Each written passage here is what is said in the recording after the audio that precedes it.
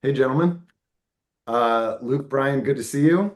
And happy Friday. Good morning, good afternoon, depending on what time folks are watching this. I'm really excited we're here today.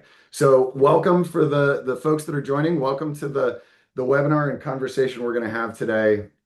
A couple of housekeeping things before I get into introductions. For as folks are rounding up and joining, there is a way for you to participate in this interactive webinar. A queue is going to come up on the screen momentarily. You can join the conversation at slido.com.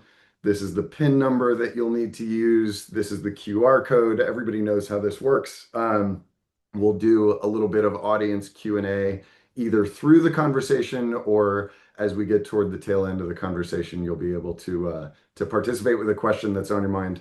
You can submit those at any point in time, and then we'll round them up.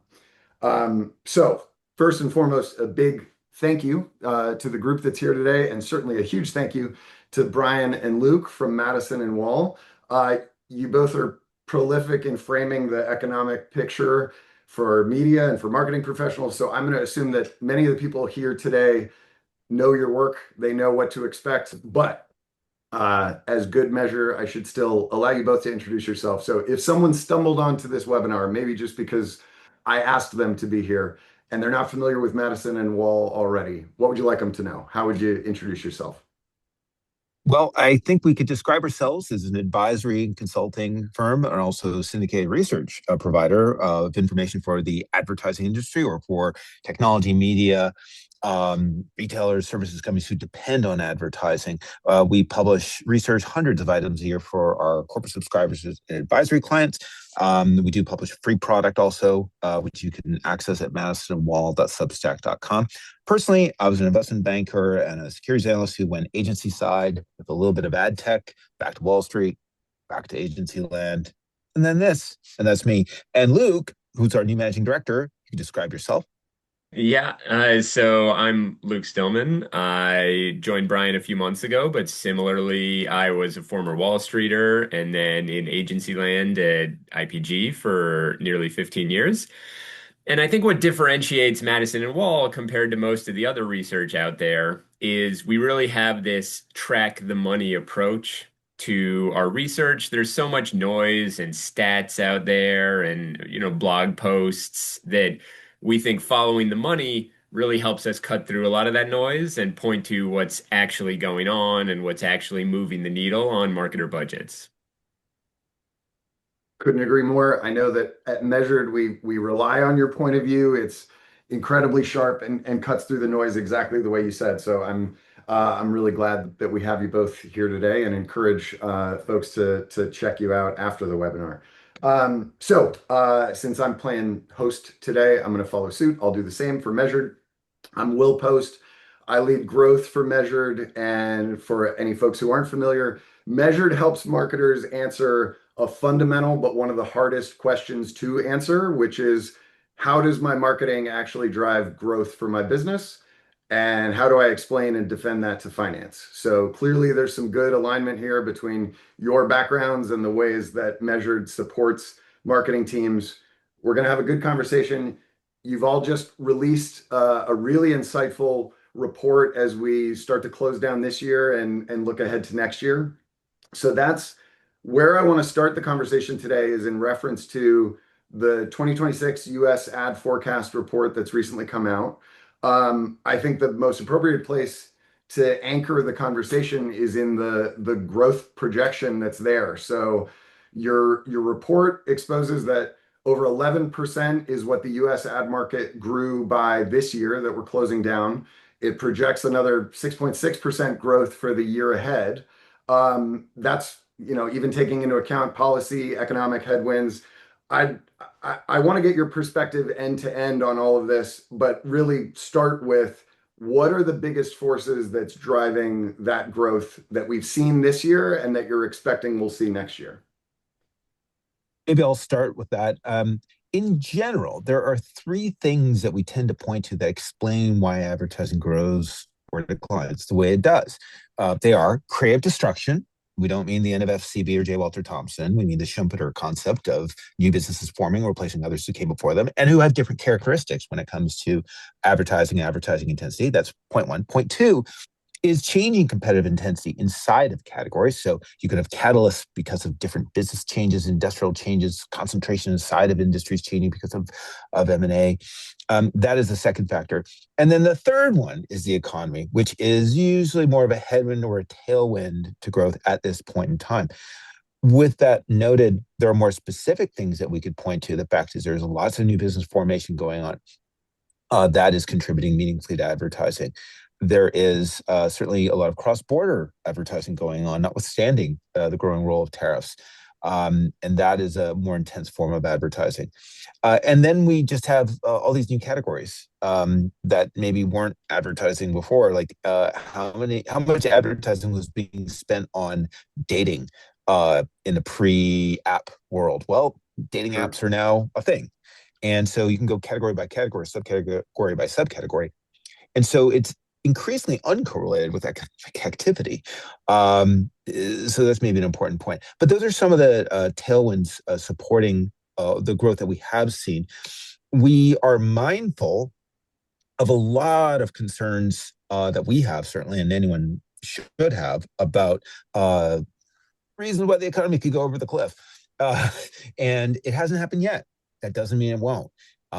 Risks are elevated on so many levels. And yet the current environment is good despite, not because of the current economic policies we see in the United States. And we could argue around the rest of the world, generally speaking, the same holds. Luke, did you want to add anything to that? Yeah, I think also the question is frequently asked, why is the advertising market so strong, given we constantly read these headlines about Yeah. consumer anxiety and, oh, we have new tariffs in place in the economy?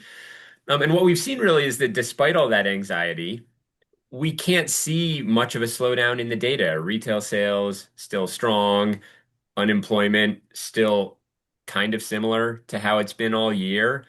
Inflation hasn't spiraled out of control. Corporate earnings are at record levels. So people are closing their eyes, both consumers and businesses, and Yeah. spending on, products and marketing. And also now, unlike a few years ago in previous periods where we had economic uncertainty, so much money is in big digital platforms where companies can turn off their spend really, really quickly. And so, Yep. unlike past recessions or past concerns around the economy where marketers kind of had to predict, should we pull back on spend so that we're not overcommitted later in the year? Now they can wait and see. And as soon as we see that downturn, we expect it to follow through pretty quickly into advertising, but everyone's kind of waiting to feel it in their business. Yeah, I think it's really interesting what you're touching on. It does seem like there's this theme of dissonance between what we're reading about with anxiety and tariffs and the job market, and yet what we're reading about in terms of what we're seeing happen with consumer behavior. Um, you're making a call for next year that we're still going to see 6.6% growth in the ad market. I'd love for you to put that into context. Growth sounds positive, but the growth rate is half of what we saw this year. How should folks think about that 6.6% projection? Is it good? Is it bad? Is this a correction? Put that into some context. Well, maybe I'd start by saying if we break down our models and our forecasts on a quarterly basis out to 2030, so we think through with a quarterly lens, what we're accounting for is a more gradual deceleration from high single digits early in the year towards lower mid single digits later in the year. In other words, the further out we go, the more likely that all the risks to the economy, which are very real, become a real thing and actually start to impact the economy. And so we're accounting for it in that manner in the model. Now, with every quarter that we proceed and things seem fine, Hmm. you kind of have to push it out another quarter. That's essentially been what we've done with our forecasting Okay. through the last year. These risks are real. And unless everything that everyone's learned about economic theory for the last 150 years is incorrect, we know how the story ends, and it's not a good one. Right. but it's not here in front of us. The other thing to keep in mind that's baked into our numbers implicitly is the idea that this is more of a stagflationary environment that we're still likely to go into, meaning economic policies in the United States necessarily are going to retard underlying real growth, right? It's a less efficient economy when you have closed borders, full stop. It's a less efficient economy when you disrupt supply chains in meaningful ways, full stop. It's a less efficient economy when you veer towards crony capitalism, full stop. Unless, again, everything we've learned from 150 years is incorrect. Those things are true. And at the same time, the policies are inflationary. All those things we just mentioned contribute towards things which will cause more inflation. So the underlying environment is stagflationary. And that means that back to the headwinds and tailwinds, you can have all those other factors, the creative destruction and the competitive intensity, which could go up or down. You can't really predict it in advance, but you got to start with the economic headwinds and tailwinds. We know that plays out. So the further out we go, the closer we should converge to the consequence of those things, which means, you could have a 3 or 4% growth rate, which back to frankly, the 2010s, 3 or 4% was like, it's okay. It's not great, but it's not bad. But in a world where you have 3 or 4% inflation rather than 1% inflation, that's actually not so good. That's kind of what's baked into our numbers when you start to go out beyond 2026. And so we converge towards those numbers. But what we're saying in the numbers on a quarterly basis is that, well, first quarter is probably pretty good.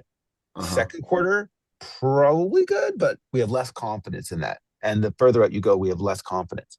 One thing that Luke did, and maybe we could talk to in the report that we published, is that the scenarios that we thought through. So maybe you want to add a bit more. Yeah, so two things. One is, yes, the 6.6 is a slowdown, but it's important to keep in mind that this year was one of the best years we have on record, other than the post-COVID recovery that had an awful negative comp to grow off of. It's pretty much the best environment we've seen in a decade. So yes, it's slower, but it's unreasonable to expect this year to be representative of any future year.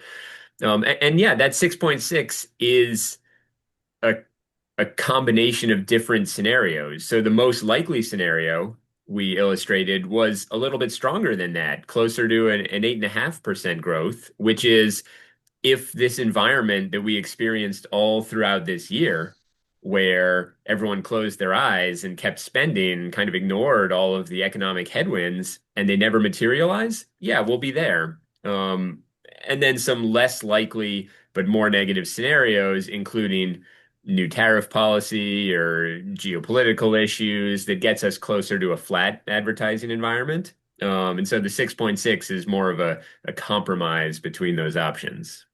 Okay.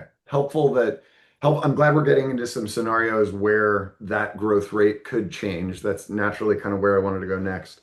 From a level of granularity lower than the overall market, I know that whenever we look at any number in isolation, we tend to look at it, at varying levels of granularity to understand, well, what's propping that up or what's slowing it down. So you're talking about some of the external factors that are at play there, but are there channel specific or category specific factors? Brian, you brought up categories a moment ago that are emerging, that are really driving where that number nets out. Anything we should be thinking about at maybe the channel level? Let's start there. And Luke, let's stay with you.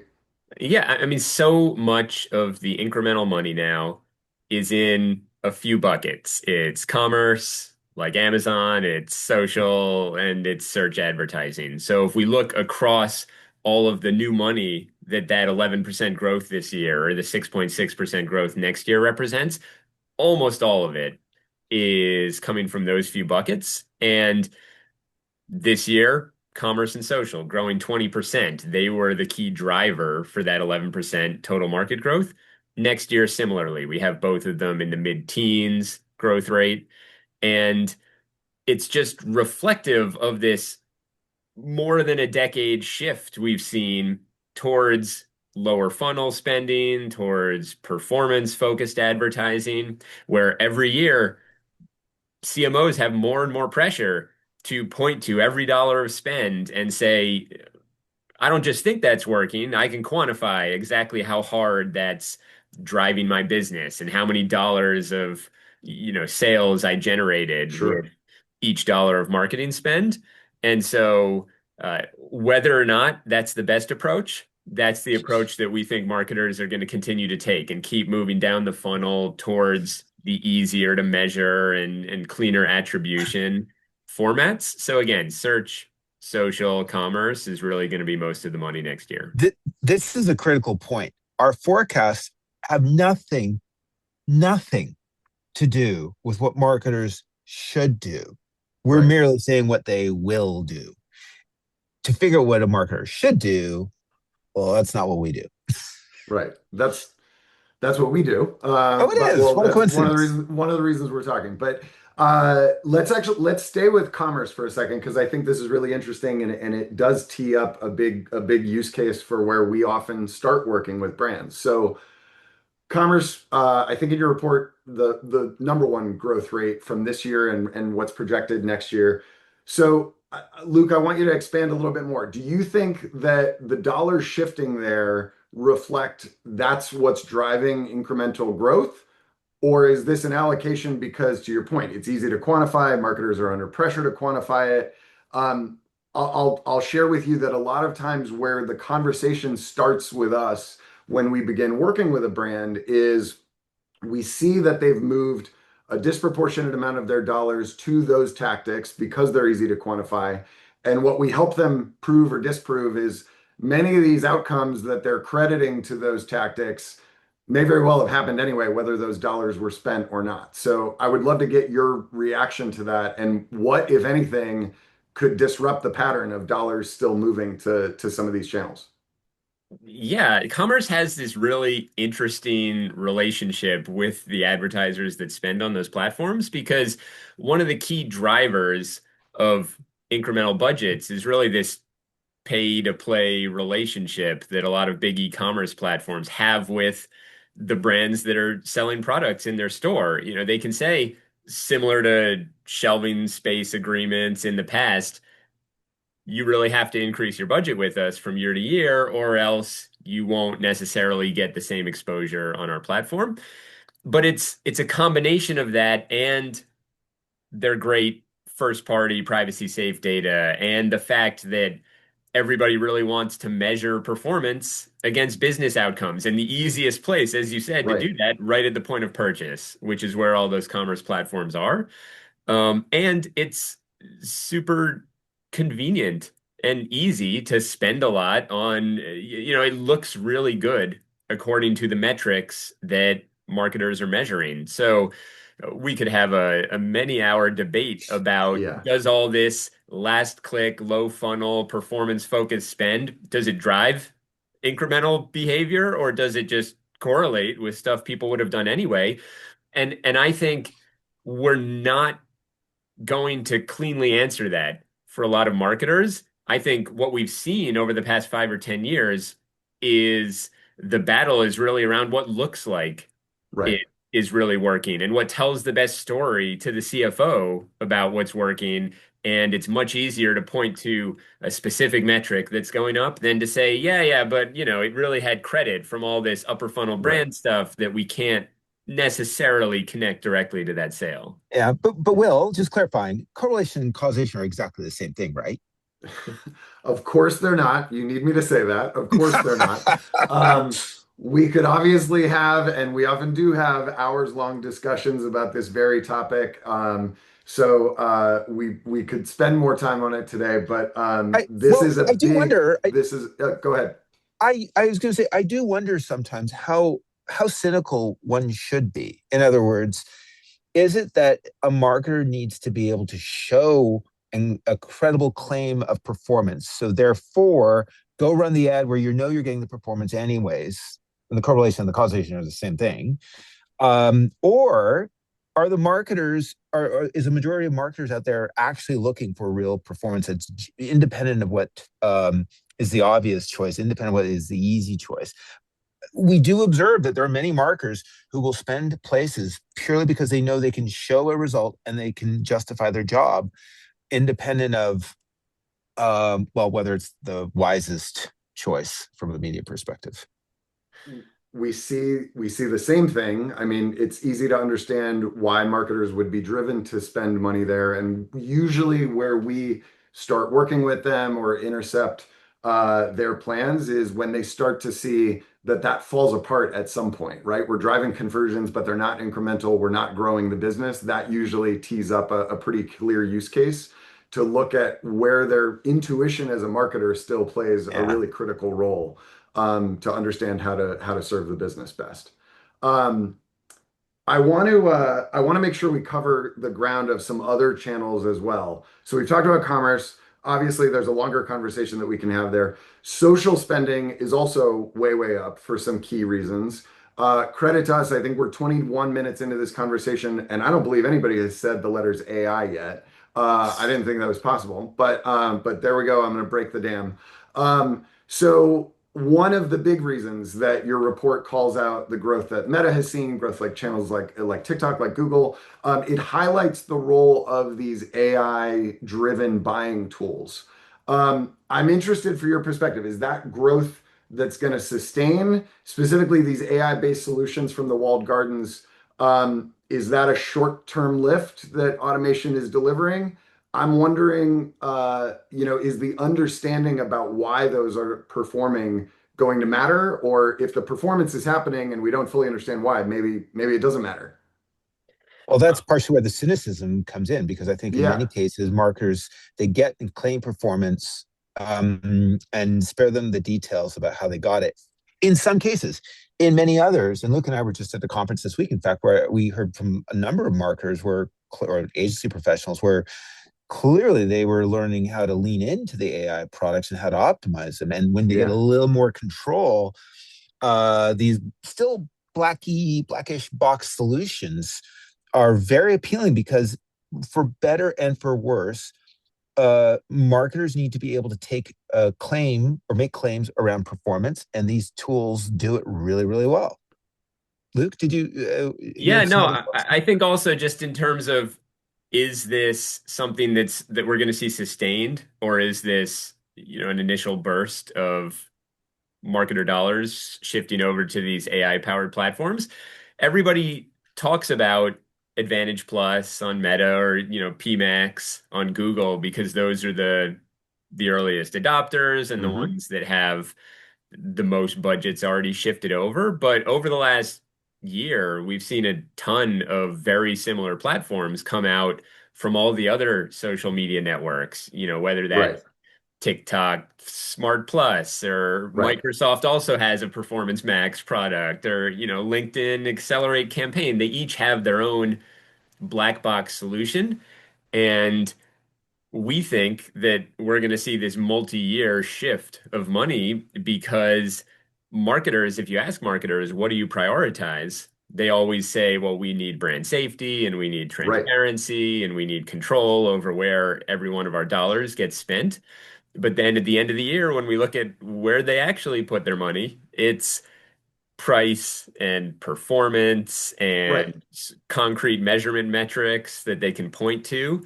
And that's what they're actually prioritizing when they're spending. And so, yeah, we do think it's going to be this multi-year sustained shift. Now, whether or not it's not increasing the total money that marketers are spending, but it might move some dollars from other channels into those platforms. right, Yeah. right. Let's add to this consideration what Pinterest announced this past week Yeah, or other week with the TV Scientific transaction. We wrote at the beginning of this year, we published a piece commissioned by Google, but very much our own opinions at Madison Wall, about the importance of platforms and how they're clearly going to keep growing. And the right answer, if you're a platform, whether you're a Google or a Meta or a Pinterest or a Snap, you're going to need more inventory, because yep, this is clearly what marketers want to do. One unique ID attached to a ton of other inventory, as much inventory as possible, is clearly the direction of travel for the industry. The black box solutions with more controls are clearly acceptable to growing numbers of marketers, increasingly to large brands who otherwise historically might not, or reflexively might not, like black boxes. The TV Scientific transaction, as far as we could tell, is one pathway to accomplish this. Sure, a Pinterest could very well have gone to a Paramount and say, hey, we'd like to buy you. Once upon a time, that might have been a possibility. But this is another way where they'll get access to a lot of TV inventory, Yeah. user intent signals, etc. The big challenge, as we pointed out in that paper, how's a marketer going to optimize across these different platforms? But that's where someone like you guys or other MMMs are going to be useful. But I think that the trend toward platform, as we called that paper, the future of planning is the platform. We think that's the vehicle through which marketers will optimize.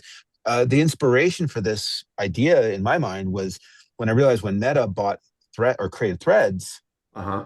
and all of a sudden we're in a world where it was pretty clear the marketer is spending money with Meta. Maybe they'll get some text, maybe they'll get audio, maybe they'll get video. Already with YouTube, or sorry, with Google, that would be the case. The whole notion of segregating planning based on different media. There was a piece we wrote 2.5 years ago called "The Medium is the Mess." The idea Yep. that the definition of a medium is increasingly meaningless from a marketer perspective in a world where you have black box solutions doing all the optimization inside of a platform for you. So we think that ultimately these platforms and these solutions satisfy the performance goals that marketers want better than any alternative. And so it's just unrelenting in terms of the direction of travel spend going to these systems.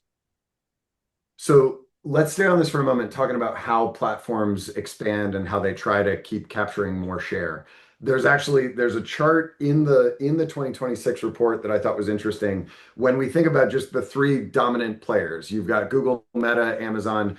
We think they're all fighting over the same pool of dollars, but each of them grew share and took it from the aggregate of everything else. We saw that's the only thing that went down year over year. Google, Meta, Amazon, they now capture a 56% combined, up from 53% combined in terms of the total share. I'm interested in your thoughts on where does that go? How does that dynamic change, or when does it change, assuming that the other bucket isn't going to go all the way to zero? When will they start having to fight more intensely for dollars among one concentrated pool?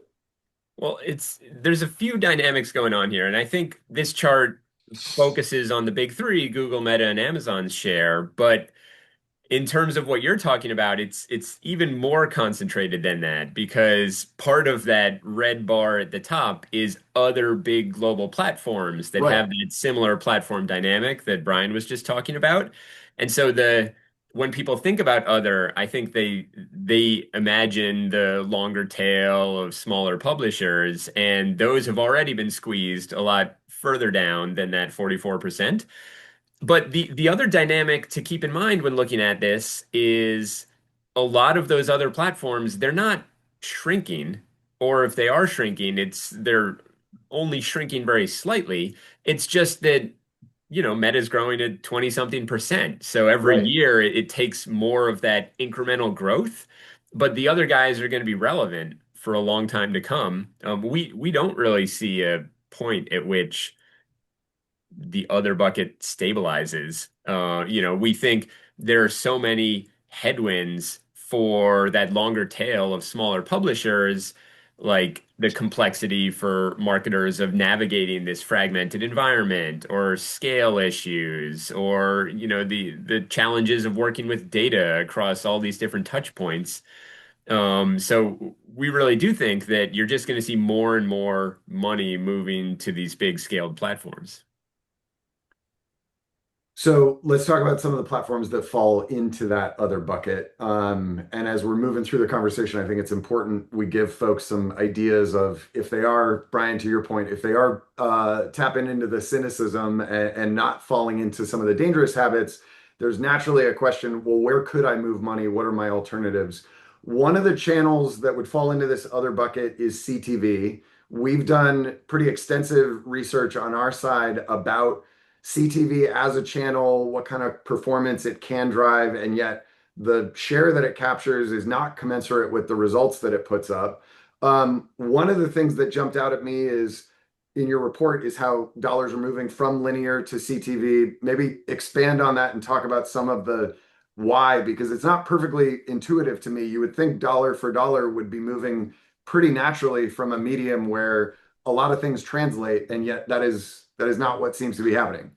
Yeah, well, one of the things we spent a lot of time trying to calculate over several years is estimating the actual share of ad inventory, right? I mean, too many people just point blindly to the Nielsen's The Gauge in the US or equivalent products in different countries and say, oh, look, CTV is X percent of viewing. Why isn't it X percent of dollars? As a completely inappropriate way to look at the medium. The correct way is to look at the ad inventory because, of course, you have so many people consuming connected TV content in an ad-free environment. So we have to separate that. We also have to separate YouTube because the reality is YouTube is not, in the eyes of the vast majority of marketers, TV. Now, with the Oscars, it's going to help, right? But Yeah. put that aside. In the present tense, to the vast majority of marketers, the vast majority of YouTube is not television. So you have to take that out too. Now, you take what's left. You can go publisher by publisher and make reasonable estimates for what percentage of the subs are ad supported. And then inside of that, what are the ad loads? They're way lower. We calculate that CTV probably has about 12% of ad inventory, total GRPs, gross rating points. So the real question is why so much spending is going into CTV, not why so little. And now with that said, it could very well be that CTV is so much more effective. That's one reason. Right. And so marketers are willing to pay a lot more. The other reasons, unfortunately, could include things like, well, stuff that's being sold as CTV is actually outstream or it's appearing elsewhere or the TV's on, but no one's watching.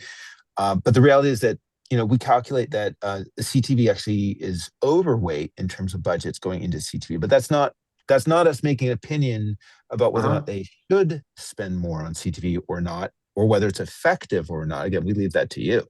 Yep, just whether or not they are. Okay, so yeah, this is where we may arrive at a different conclusion because we've reported and released research that says this is one of the key overlooked channels of the year. We expect that'll correct. I'm interested. You're saying, well, when you look at it through the lens of inventory, that's not necessarily where you would land.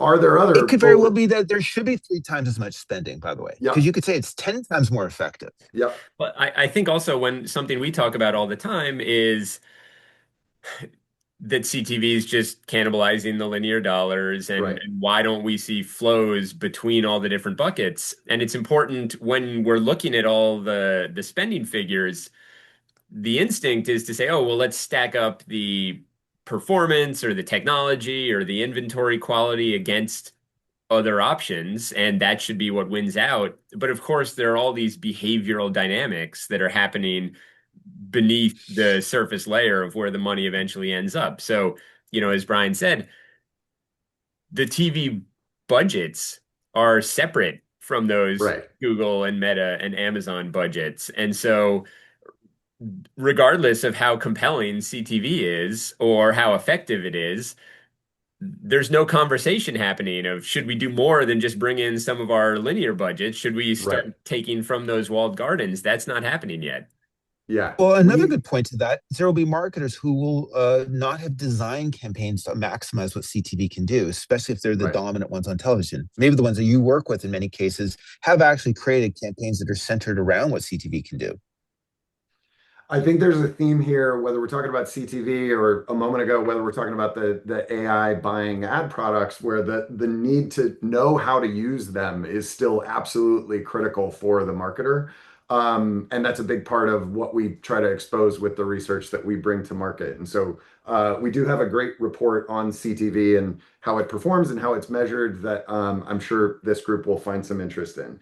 Um, Okay, we will come back to a few more questions, but this is a good moment to look to what we're getting from the audience, and it seems like we are getting some good questions from the audience. So if Clay, you wouldn't mind, we'd love for you to cue us where we start taking some audience questions. All right. I'll read these off for the Madison and Wall team. On average, what percentage of media spend do you see not being incremental? Do you have a read on this? Percentage is not incremental. Yeah, When so you of that spend that you see going into the ad market, do you have a point of view on how much of it is actually driving incremental business outcomes that wouldn't have happened without the spend?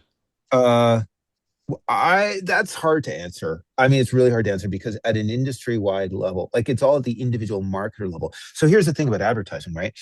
If let's say there's a given category where there's going to be $1 billion of sales in the category and there's no advertising, how many sales will there be? $1 billion. So there's $100 million in advertising.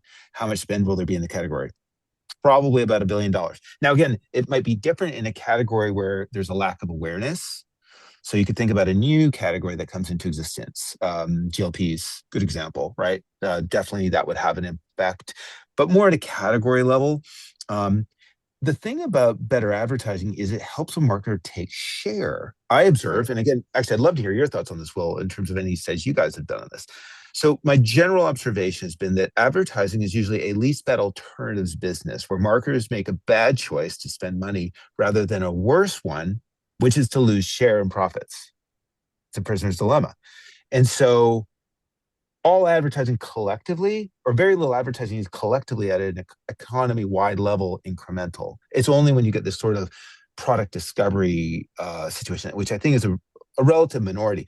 But again, this general observation is that the incrementality of sales, um, it's more at the individual marketer level, finding a better way to take share inside of a category. I mean, what do you think?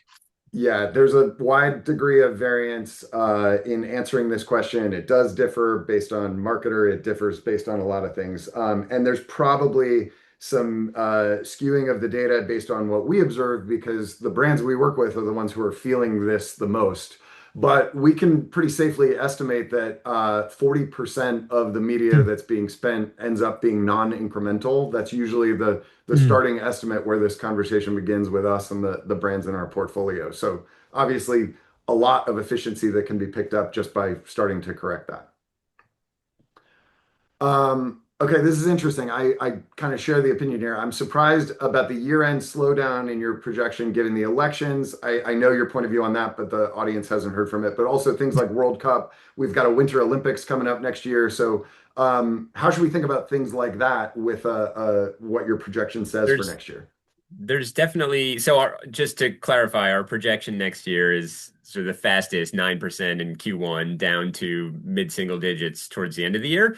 All of the numbers we're giving, the 11% this year, the 6.6 next year, all these quarterly figures are excluding political spend. So definitely, if we put the political spend back in, there would be this boost towards the back half of the year because it's a huge chunk of money.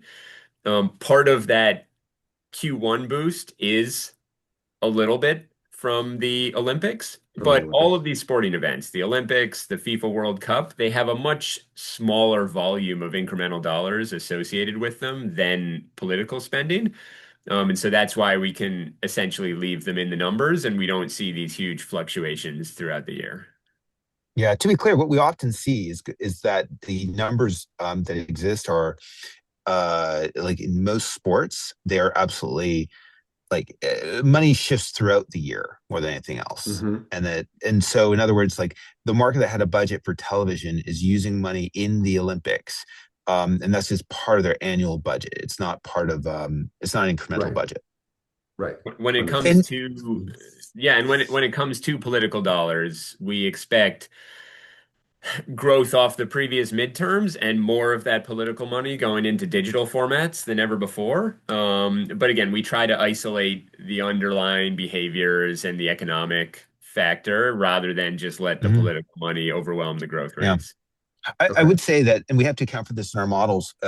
Summer 2028, I do expect some increment because we do tend to see when a country is a host country in the Olympics, um, there definitely can be some boost, especially for outdoor advertising. I think there would definitely be a noticeable impact because it's just keep in mind if you go back to the 1980s and you think about how Olympics were funded by marketers as the original sponsors back then, these were not being funded by media budgets. They were being funded by corporate affairs budgets for the most part. Right, And so right. if you study the data through the 80s and the 90s, you really actually can see an incremental impact from the Olympics. And as you progress through the 2000s, those budgets they devolved down to marketing. They became more Right. normalized, more systemic. And at that point, it becomes part of the marketer's regular budget. So that's something that plays out differently than when you're the host country, because then those corporate affairs budgets come back, and that's incremental. Okay, interesting. I love a prediction that's that far out. Q3 2028, we're coming back. We're sitting down again, and we'll see if that actually plays out the way you called it. Um, okay, I'm gonna make a couple calls on what we cover. You mentioned you mentioned 2025 was record year for ad spend despite 2025 including tariffs, weakening consumer health. What factors drove the positive surprise? So important to keep in mind, increasing consumer anxiety, but Yeah, not really in weakening consumer health yet. So right. earlier in the year, we absolutely did expect a slower growth environment than we've seen play out in 2025 because all the news and all the tariffs and all the forward indicators are all headwinds for the economy and therefore the advertising market. But we just haven't seen it yet. Yeah, There are lots of little factors that can drive that: stronger new business creation, international money, a whole host of things. But really, it's just that the economy has held up. yeah. Yeah, It's and this is interesting. surprising to people, I think. Oh, go ahead. No, no, no. Go ahead, Brian. Well, I was going to say, we launched a forecast for the Canadian market earlier this year, right around the time that the Liberation Day and a lot of 51st state stuff was heating up. And certainly Mhm. in Canada, as bad as the pessimism might be in the United States, it's in many ways worse in Canada with respect to the economy. If not, it's actually a much more unified country, for lack of a better word. But when it comes to economic expectations, it's been so dour and negative. And yet, certainly if you look at excluding exports, where it really has been hurt badly. But if you look at like personal consumption expenditures, which should probably have a lot more to do with advertising than anything else, is holding up really well. It surprises people when I present the data. Keep this in mind, by the way. Headline numbers that economists tend to use and that get repeated in print are sequential, real, and annualized. They're not year over year in nominal terms. And so when you're trying to understand the actual health and you're trying to map it to what's going on with advertising in a given quarter, you've got to translate it into those terms. And Yeah. so when you do that, you end up seeing that, oh yeah, actually things are growing at least 3, 4, 5%. Yeah. I agree with you both. And in the onset of the call, we were talking about kind of the dissonance between what we're reading about consumers versus where we're seeing them spend. Midpoint of the call, there was a similar theme of dissonance between what marketers are saying they demand and yet where dollars are flowing. So I think there's a through line there that's pretty interesting. I'm sure we'll continue to see some of that in the new year. Um, I think we're coming up to let's ask this last question and then I have one more for you. But this feels like the appropriate kind of most central question to everything we're talking about. Shouldn't the wisest media choices be the ones that help grow the business? I can't imagine that anybody's going to disagree with this, but what's your reaction to that question? I mean, Not if you get fired for choosing it. Ah, no, I'm kidding. yeah, the problem is proving it. Everyone wants to do that, but proving it, and the more data we have in advertising and the more people are using programmatic Right. tools and targeting specific audiences and expecting perfect attribution loops with sales, the easier it is to say, okay, well, we have all this data. Surely we can point to the specific metrics, the spending buckets that are growing the business. And the problem is that lots of formats that have historically been core to marketer strategies and that we believe are valuable to invest in are really hard to Yeah. prove they're growing the business. And lots of other platforms, big walled gardens, can take credit, rightfully or not, for Yeah. some of that business growth. And so it's just a question. Again, there's this layer of behavior Yeah. and structures inside marketers, and you have to think Yeah. it's not just about what we think or know works. It's about what has a really good story associated with it, about how it's working and why it's working and exactly to what degree it's growing the business. Yeah, Yeah. and I'd add that a couple of really important considerations. So I think that it's clear that a marketer who is given enough autonomy or is going to seize the autonomy in their organization to make the right choices should absolutely be taking that approach. It's not everyone. I think that there's another set of marketers who, again, they are literally just trying to survive every day. And the marketer who says, I've got a great idea, radio, it's really effective. A lot of people in their organization, especially when there are multiple stakeholders, will say, what are you, a dinosaur? And it Hmm. might be bad from a personal branding perspective. However, what many of those marketers end up doing is they say, well, okay, I think the medium that keeps my job is going to be this other media. I think it gets everyone happy inside of my organization. So now how do I make the most of that? How do I make the most of the choices that seem to satisfy a wide range of other stakeholders? With all that noted, it used to be that in the auto industry, I think that the degree to which you had to spend money on television, local TV in particular, broadcast TV, Right. was so elevated. The all the stakeholders in terms of the dealers, et cetera, it created a lot of pressure. But now, if you look at how autos have evolved, it's such a diverse spending mix, and Yeah. so over time, it's not necessarily that they couldn't be spending more, say, on radio or direct mail, right? Maybe those could have been the most performative media for them, but they've definitely found ways to be more effective, very rigorous with their MMMs, very rigorous with their procurement driven processes for Yep. every individual choice they make. So I think there's a bit of both that can play out over time. That pressure is definitely there. I don't come up against or interact with marketers who expect this to be easy, but they are looking for how it's possible. And to your point, that pressure is in a lot of ways sharpening what is possible in this regard, what they can prove, what they can quantify, the signal they get back. So, in closing it out, because we've given some good recommendations, there's obviously some natural follow-on areas that folks who've joined us today can go a little bit deeper. But your report shows how spend is concentrating. We've talked about the role that AI buying tools are playing. We didn't even really get into the changing role of partners that all marketers work with, how that's changing. There's a lot to be considered on the plate for a marketer as they go into the new year. What's critical for them to take with them into 2026? One thing I think about is marketers are always asking for some sort of ability to compare spend across different buckets, or how do we have unified measurement metrics? And it's clearly never going to be provided by the media sellers themselves. All these big walled gardens, it's in their best interests to not only grade their own homework, but to make sure that whatever their special sauce of measurement and attribution is incomparable with any other big platform, because then they can surface the metrics that make their campaigns look the best, and they can point to the best possible incrementality. And so I think marketers need to move beyond expecting the industry to coalesce around some sort of standardized measurement metrics and just figure out how they can move forward in a world where they need to do their own experimentation and testing and figure out what works for them, separate from those consolidated platforms.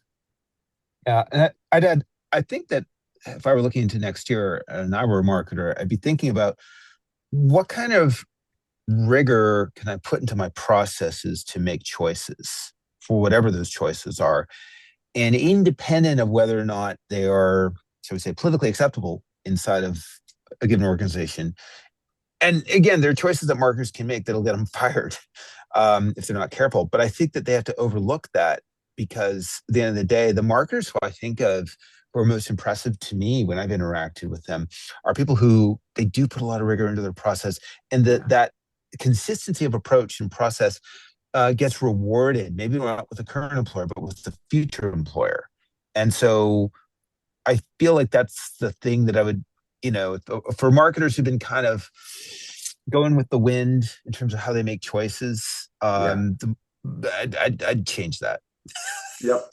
We would certainly agree. We take a firm stance here. It's that you're talking about the struggle that we hear from marketers all the time. They have to move faster than ever, but they need to have accurate, complete understanding to make confident decisions. And that's exactly how we serve the marketers that we work with. So anybody who's here, if you're a marketer and that sounds familiar or like a problem you want to confront in 26, obviously, we're happy to take the call and be of help.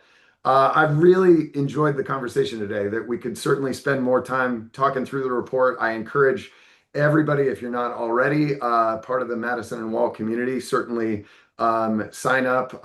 Again, I love the point of view, and the forecast you released is this is a perfect time for folks to digest it. And then obviously anyone who wants to know more about Measured, reach out to me, Will at Measured, or info at Measured. We've got a lot of resources as well that I think will be certainly helpful as folks sharpen up their plans for 2026. But thank you both for your perspective today. This was great. Yeah, Yeah. thanks for the Thanks, Will. conversation, Will. And thanks, Measured, for putting this together.